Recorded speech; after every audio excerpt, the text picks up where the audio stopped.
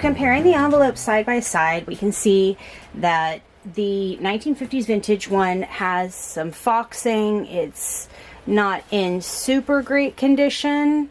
It's got some blue fuzz stuck on it from a project I've been working on. And on the back side, you can see here it has all of the sizing and instruction. The sizing and pattern layout and the line drawing. Compared to the modern version, which has a nice reproduction of the original line art. See, there we go. Oh, there we go.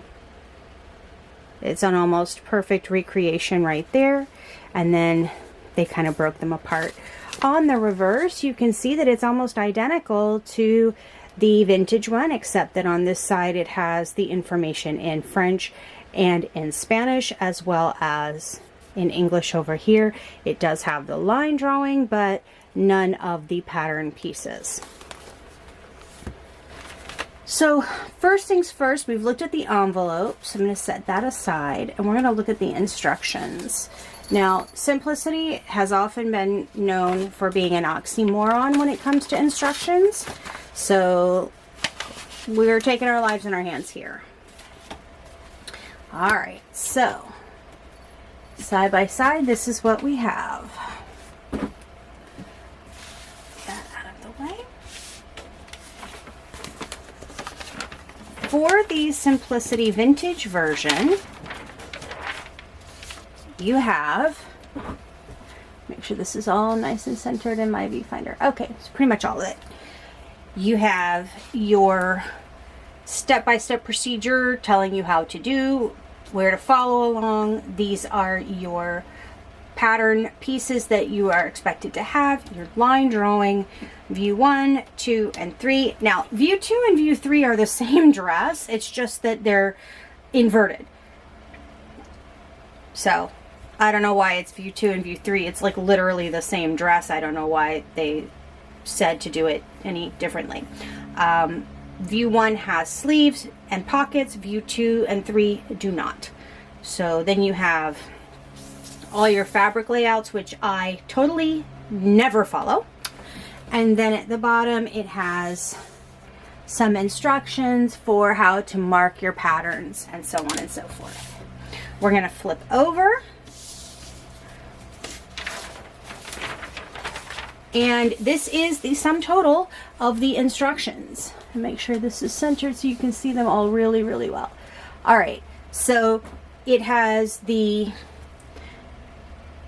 general things you should know about sewing in the beginning, and this pattern is broken down into units. So unit 1 is your bodice front, unit 2 is your bodice back and shoulder seams, unit 3 is the collar, etc., etc. You can see here. You do all of this is view 1, and then view 2 is just the differences between view 1 and view 2. It's simply the collar and the armhole finishing and the skirt band. What makes view 3 different from view 2 is that the trim that's on the front is not ribbon. It's bias trim that's been turned inside out, sewn together, turned inside out, so that it makes it into I guess like piping or cording. That's a cute finish, but not so different from dress 2 that it would need separate instructions. So that is the sum total of 2107 from the 1950s. Now, this is 8062, the modern recreation of it. And I have not taken this out of the envelope until today. So just looking at the instruction sheets, the vintage one is a slightly larger piece of paper, but not by a whole lot. How is it they get all of the information for that dress on one sheet of paper and the modern one needs 2? We'll find out. Put this aside. No. There we go. Over there. All right, so here we are on the first page, and I'm gonna make sure that we're centered in the screen. There we go. So first things first, we have the line drawing. Now this only has a view A and a view B. So they've omitted view 3 altogether from the original iteration of this pattern. So you have the one with the sleeves and the pockets, and the ones with no sleeves, no pockets, and the ribbon trim. So I guess when they were looking at the line art here, they said what I said, oh, it's just the inverse of the other pattern, what's the big deal? That would lead me to believe that they did not actually have the original pattern to go from, because if they did, they would have made a note somewhere. Surely they would have made a note somewhere. All right, so moving right along, we have our line drawing. We have all of our pattern pieces. Why are there 14 pattern pieces? Wait a second. Let's compare. We have 1, 2, 3, 4, 5, 6, 7, 8, 9. There are 10 pattern pieces to the vintage pattern, and there are 14 pattern pieces to the vintage pattern. Bodice front and back interfacing. Okay, so they pattern piece 3 here is one that is not included in your vintage pattern. This is your back interfacing for the button placket back here.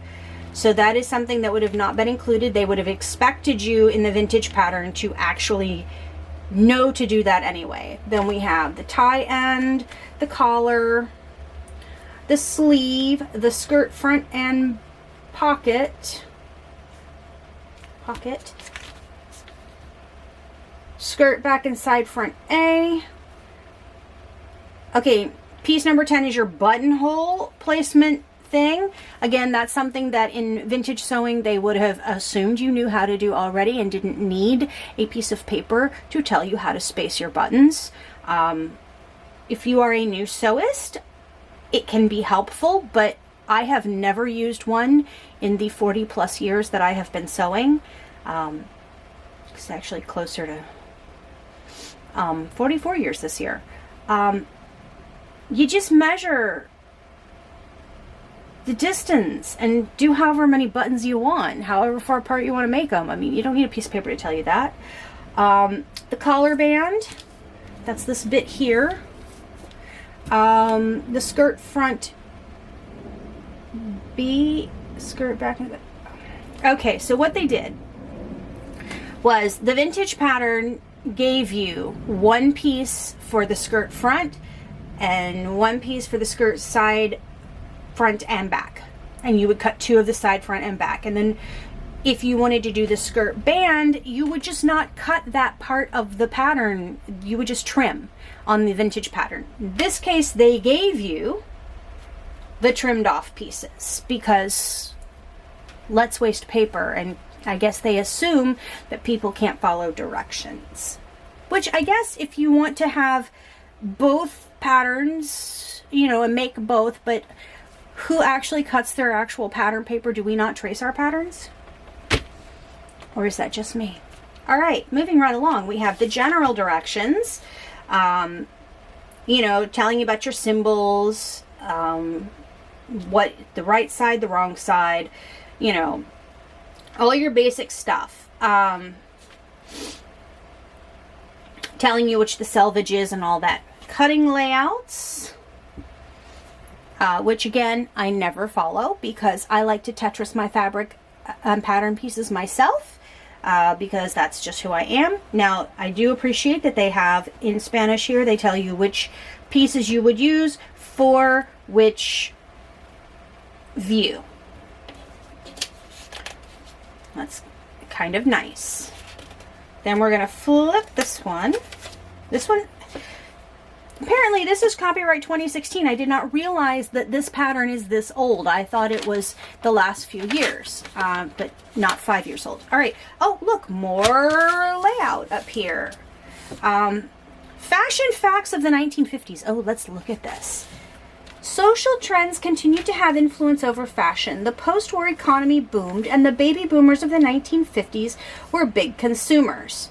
Fashion took its lead from Hollywood for its glamour, and television became a fixture in households across America. Very full skirts and dressmaker details became important. Narrow waistlines were exaggerated, and shoulders were rounded and softened. New man-made fabrics became more popular, and sewing patterns were readily available, making it possible for women to create a wide range of garments that reflected all of the current fashion trends. Squirrel. I will say that sewing patterns were always fairly readily available. Prior to the 1950s, they had this thing called mail order, and I love mail order patterns. I kind of have a thing for them from all eras. 1930s to 1970s, I'm a mail order junkie. All right, so here we go, getting into the sewing directions. I noticed that there is a distinct lack of white space. Stephanie Canada, hey, that's her biggest complaint on these modern ones, that they seem to have way too much white space, and just, I'm not seeing that on this particular iteration of a Simplicity Vintage reprint, which is kind of nice. So you've got this where they're teaching you how to encase raw edges with bias tape. That's a pretty cool finishing technique. The bodice front, this is very similar to the directions for the vintage pattern, because I've read the instructions. Now I want to look at the collar here. We're going to look at the collar instructions. I suspect that, and I'm going to see. All right, you can see it real good. I'm going to push this up just a wee bit over there so we can see. I suspect that the collar instructions are a little bit different than the vintage ones, because when, yeah, okay.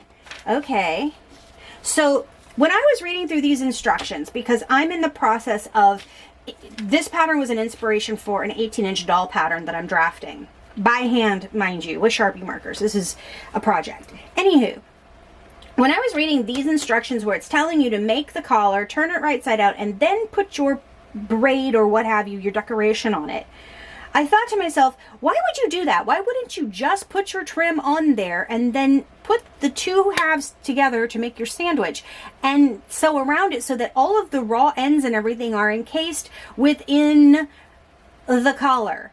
Thank you, Simplicity. You read my mind. That is the first time the Simplicity instructions on a modern pattern have made any sense at all. First time. Decades.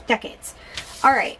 So we've got our collar, and oh, yes, they did not change this at all. This is the finish work for the collar. They're telling you to use bias binding and then turn it to the inside and slip stitch that around by hand. That is awesome. Usually on the vintage repros, they don't have that much attention to vintage detail. They don't care. They're just giving you the look. All right, so overall, pretty satisfied with the instructions, page 2. We'll put that aside over here. All right, so here we are. Let me make sure you're centered again so we can see. There we go. All right, so now we're moving on to the sleeves, putting the sleeve on the bias. Now, this is where their directions differ. And here we go. I'm gonna pull this down and we can see right here.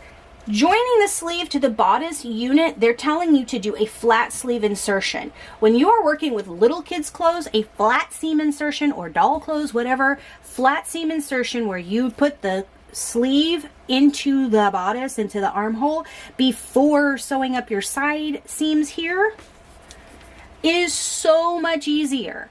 This, they're telling you to put the sleeve together and then inset it.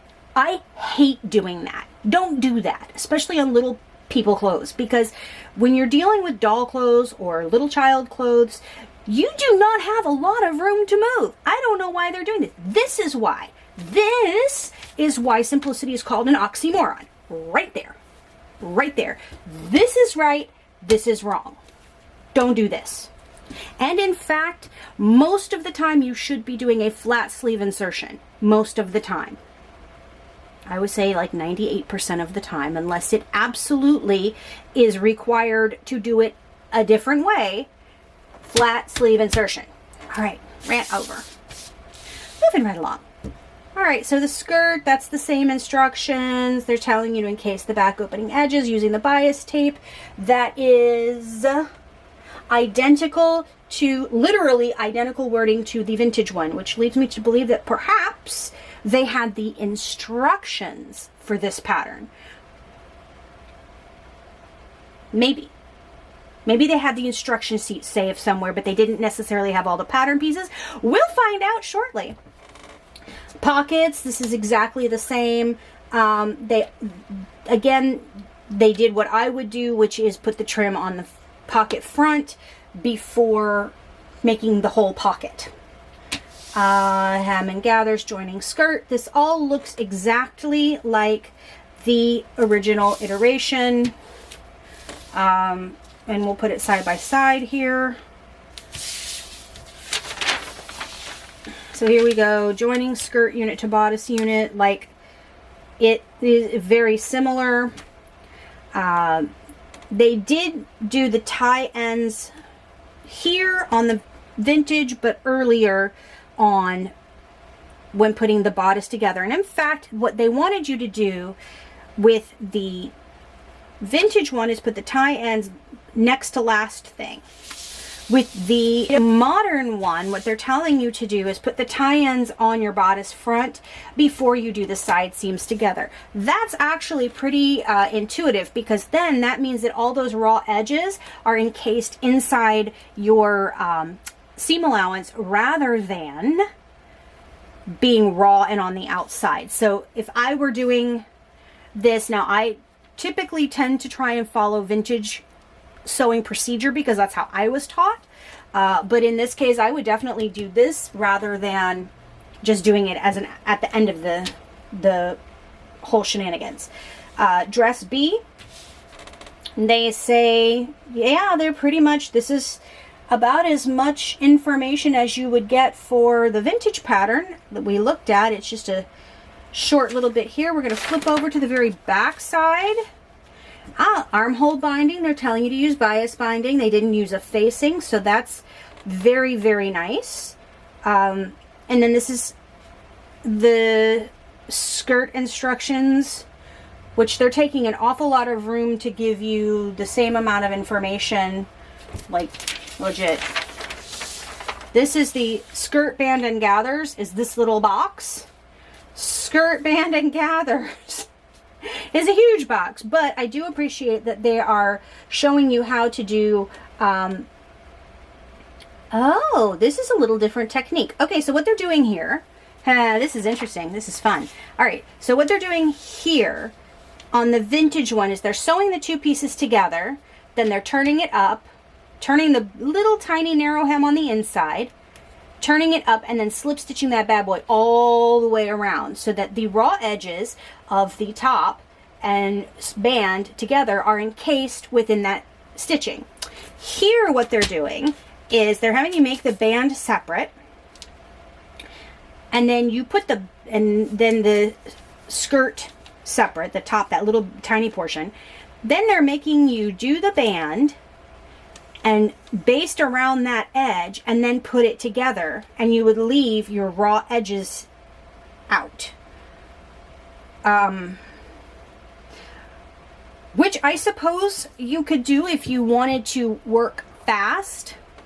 I suppose. I mean, I'm not a super fan of doing it like this because then I have all these raw edges hanging out, and I like my raw edges encased inside something. So I would probably opt for the vintage finish. I mean, that's just me. Or if you wanted to get like a hybrid version of the two, you could do this way, fold that up, and instead of hand stitching it, just top stitch it down, because in the next step, you're going to put a ribbon trim over it and no one will see that stitching. So you could do that, but in no circumstance would I be doing this, leaving raw edges visible. I mean, you'd have to have an overlocker and overlock that so that the fabric wouldn't fray, and then that's bad juju. I mean, you could if you have an overlocker, but if you really want it to look nice and pretty, you would do it this way. It's up to you. There's the fast way, and then there's the pretty way. All right, and then we have the entire instructions for the entire construction of this dress in Spanish. Now, but, you know, I'm not the one making those decisions, so they didn't ask me. So there we are. That's the pattern instructions side by side. So we'll put the pattern instructions away. All right, so what you'll notice here is that this is a size 3, and this is a size 4, 5, 6, 7, 8. I thought I had purchased the smaller one of these many years ago. Apparently I did not. So there is no possible way, oops, sorry about the camera. There's no possible way that these two are going to be an exact fit. I suspect that would have been the case anyway when we're dealing with vintage and reproduction. So, you know, it is what it is. However, looking at our size charts, we're going to look at the size. This goes down to size 1/2. Starts with a size 1. Here on the vintage size, this goes up to a 6. This one goes from 1/2 to size 8. Now let's just compare our standard body measurements down here. A size 1 has a 20-inch chest, 19.5-inch waist, and the finished back length of dress would be 17 inches. Here it would be 17.5. So what I'm looking at is that the 1950 pattern sizing and the modern sizing has not changed much. Let's move on to a size 2. 21, 20. Okay. 22, 20.5. Okay. 23, 21. All right. Size 4 was a 23, 21. All right. Size 5, 23.5. 21.5, and this is a 24 and a 21.5. So this is where, in a size 5 is where we're starting to see a little bit of a divergence in the modern pattern sizing. A size 6 was 24, 22, and here it's a 25, 22. So what we're seeing is that once we move out of the toddler size and into the preschooler, kindergarten, first grader size, depending on, you know, sizing, that's when we see the sizes start to shift up just a little bit. So theoretically, the 3 here should be just a scooch smaller than the 4.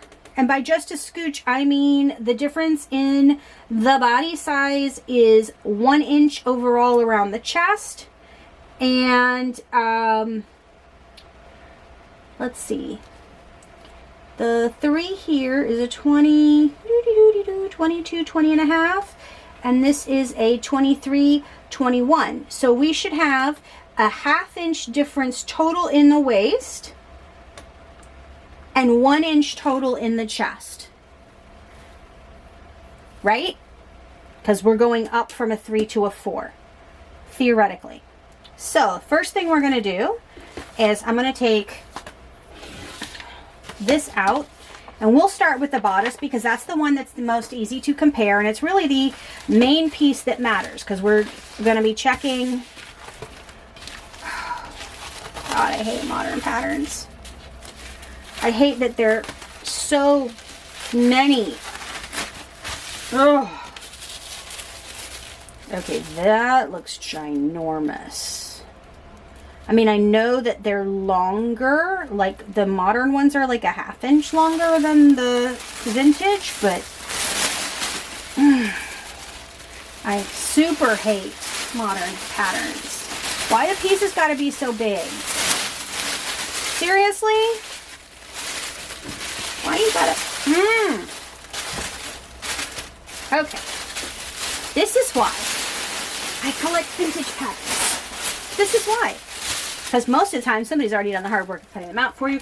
And they're single size. All right, so here we go. We got our bodice front. This one I know we can work with. All right, so let's put our bodice front here. This is our modern one. We make sure you're nicely in the frame. Nope, you're not. Okay, so let's do this. Are we nicely in the frame now? Pretty much. Very good. All right, so this is bodice front A, B in our 1990s. 1990s, listen to me. 1990s is vintage now. Oh, all right, in our 2016 version. And now we have our bodice front in a size 3 from the 1950s. Let us, okay, so they've omitted a thing there. And we should be,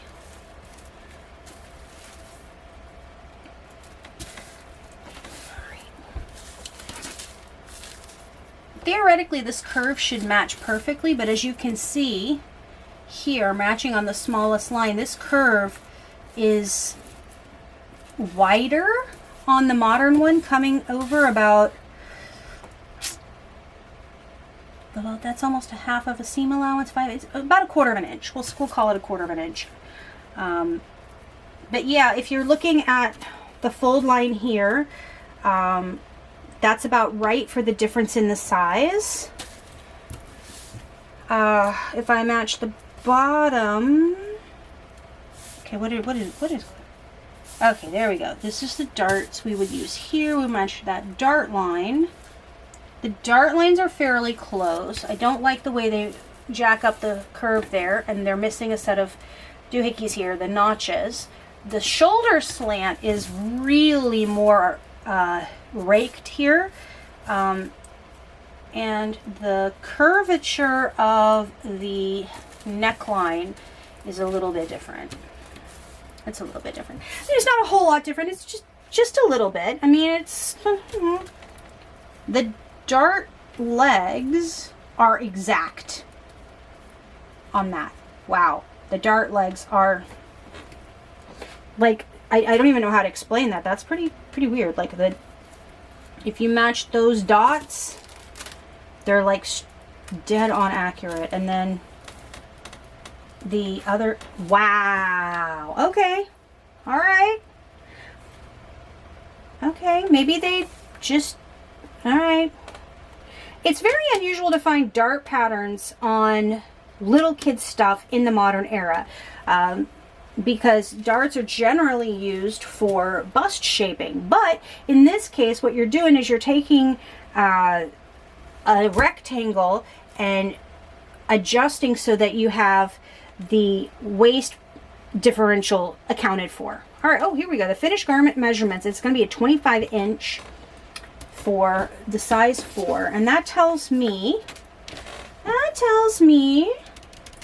if you have a 23, it's got 2 inches of wearing ease.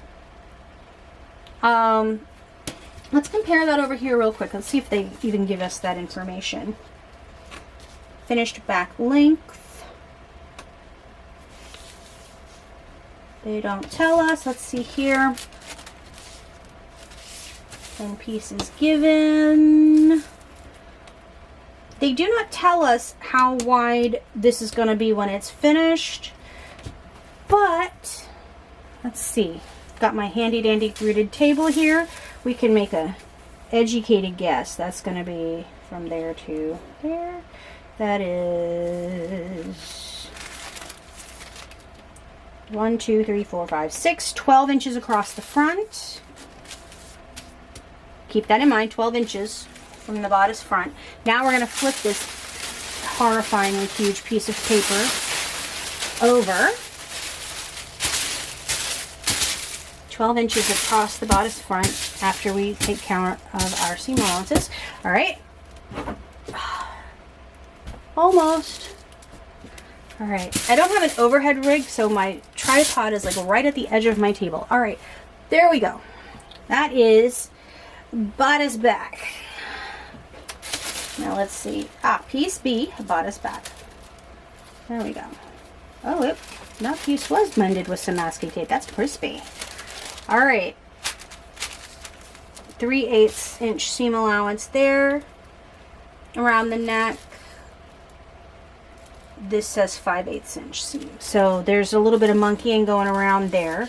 All right. So here's why the vintage pattern doesn't include a buttonhole placement separate piece. It is already on there. It tells you where to put them. And you just mark that on there. All right, so here's what we're gonna do. We're gonna line up our center back. There's a dot, a fold line. All right, it's pretty close. They're using a dot up here. Simplicity Modern one's using a notch. We're missing a notch over here. The dart legs again are, we match up these lines here along the hem. They are pretty close.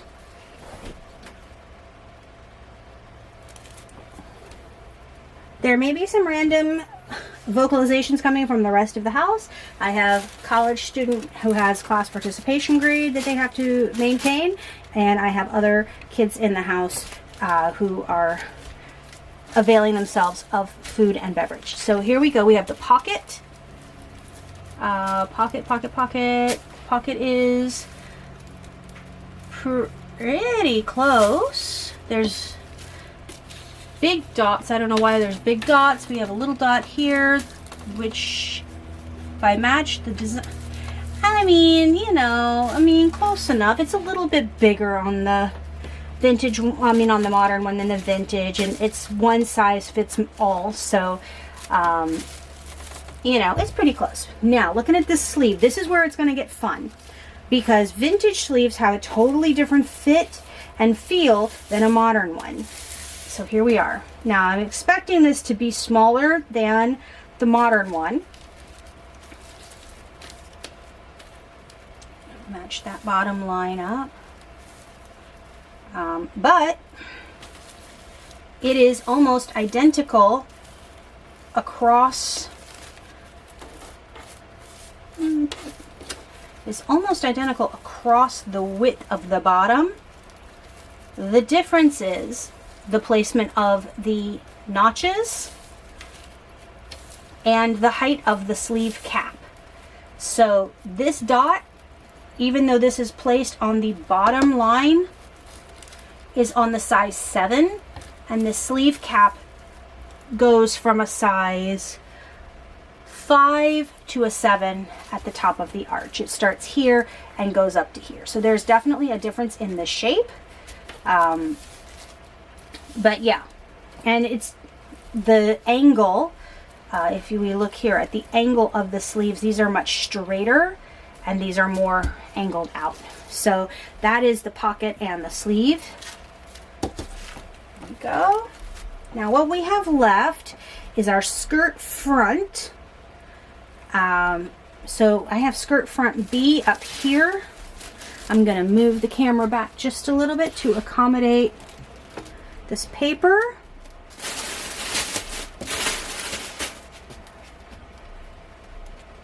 And then I will angle you up and turn you this way. All right, you're a little bit more straight on. There we go. So here we go. This is skirt front B. Again, this is the one that we're cutting off the length. And with the vintage pattern, they're just telling you to cut here, view 2 and 3 cutting line. So we're going to expect this piece to be bigger. Did not expect this to be, we're just going to match this up here, to be off the width of the size 8.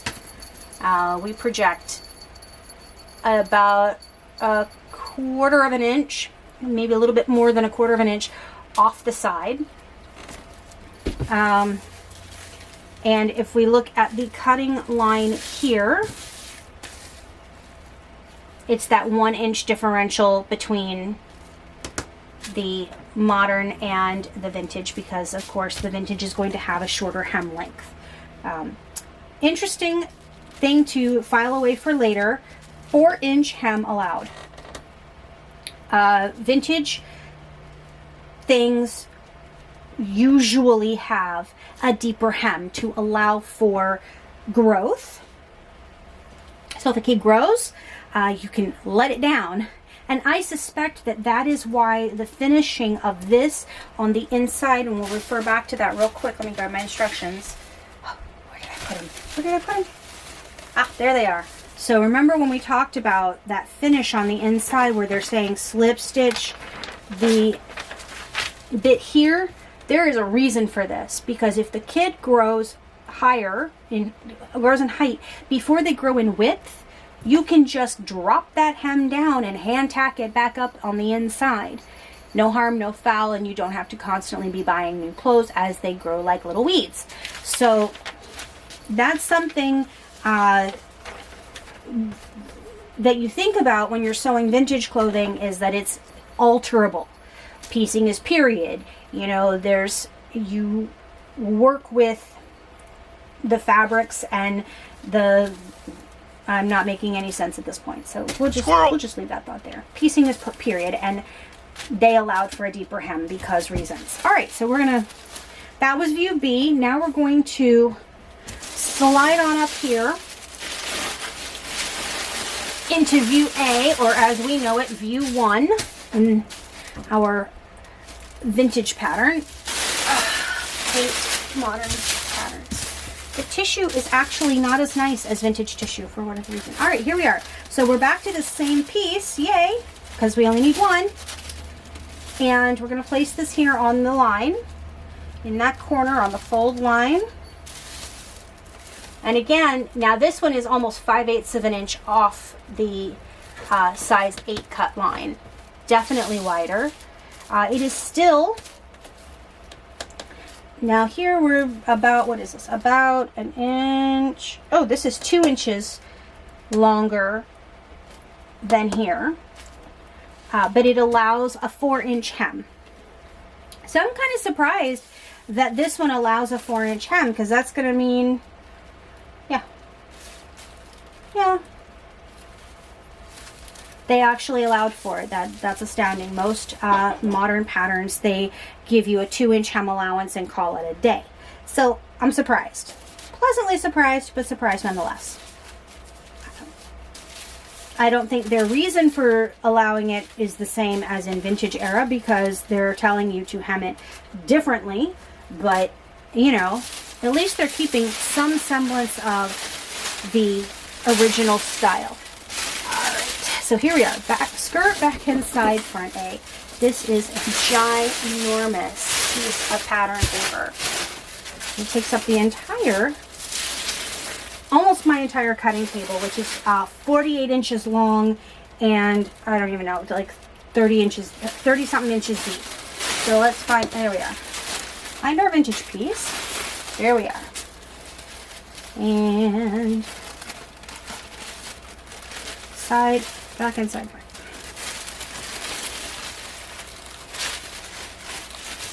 Alright.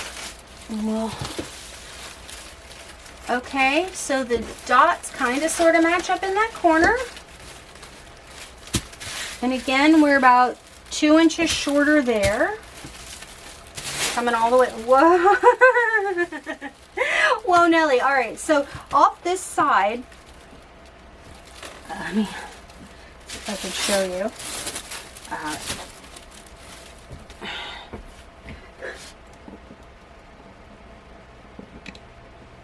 All right. Right here is the size 8 line. That is the difference that you have. So that is, what is that? Looking at my thing here. Ooh, 2 inches. That is a 2-inch difference between your vintage pattern and your modern pattern. So again, there's going to be a whole lot more of gathering in your vintage look than in your modern one. The modern one is not going to have as full of a skirt. I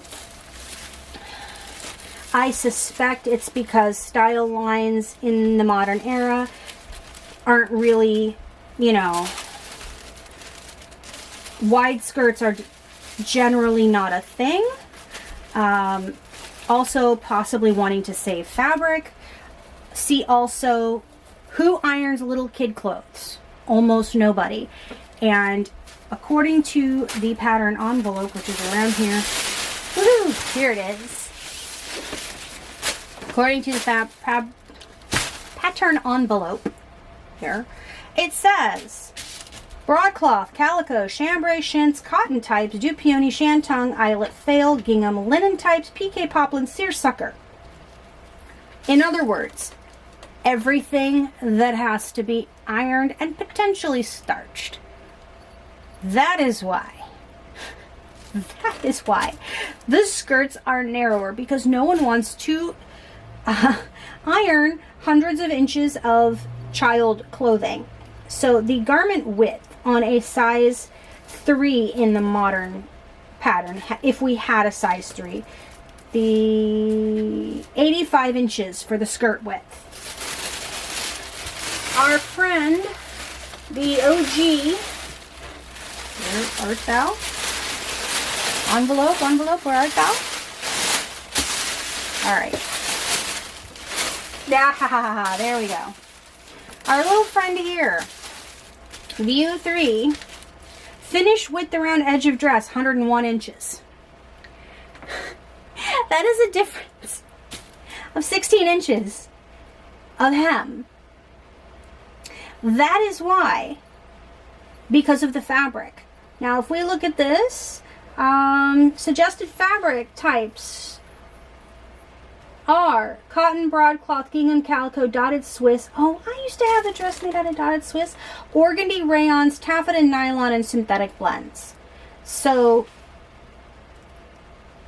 this dress could be made as a fancy dress because you've got your organdy or taffeta, or as a day dress with your cotton, broadcloth, the sturdy fabrics, you know. So, and it looks like in this iteration, oh, they really tried to copy these real good. They did a good job. You can see that they used cotton fabrics, like a little more sturdy fabric, for their samples. And as you can see here, the hem depth, the hem length here, I should say hem length, is a little different from this one, but this one seems very similar, like almost like they made this one shorter on purpose, because all of these have the same hem length. These are all the same, but this one, they look different. And it's not just because this kid is smaller than that kid. Back length from base of neck. Yeah, okay, they are the same. It's just an optical illusion, I guess, because this one's a lighter one at the bottom. All right, so we have compared, we've contrasted, we've talked about the techniques. Super fun thing that's going to happen is I am using this pattern, the OG, and I am creating an 18-inch doll pattern to go with it. I'm in the process of drafting it, and it's so that if you have either of these patterns and you want to make a Dolly and Me, I will be offering the doll version for sale.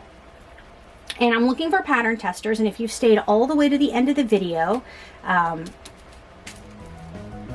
we'll give you some information on how to get in on that, because I definitely need pattern testers. I have 2 lined up so far, but I would like more, because this is my first foray into pattern drafting for other people, not just myself. So thank you so much, and we'll see you later.